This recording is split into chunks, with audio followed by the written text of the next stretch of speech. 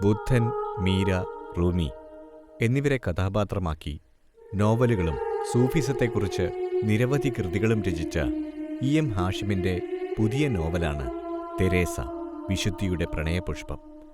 അതിലളിതമായ സത്യത്തിൻ്റെ ആത്മീയ സഞ്ചാരമാണ് ഈ നോവലിൻ്റെ സത്ത.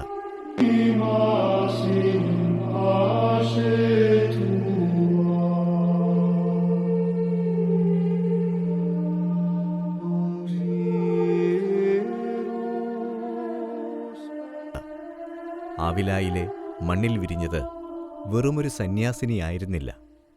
ദൈവപ്രണയത്തിൻ്റെ തീഷ്ണതയിൽ വെന്തിരിഞ്ഞ ഒരപൂർവ പുഷ്പമായിരുന്നു അവർ.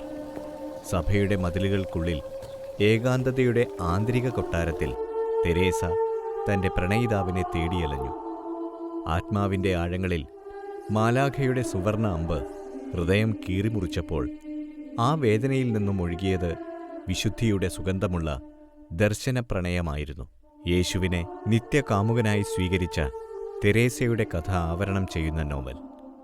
പിന്നീട് വിശുദ്ധയാക്കപ്പെട്ട അവരുടെ കഥ ലളിതമായ ഭാഷയിൽ അവതരിപ്പിക്കുന്ന കൃതി.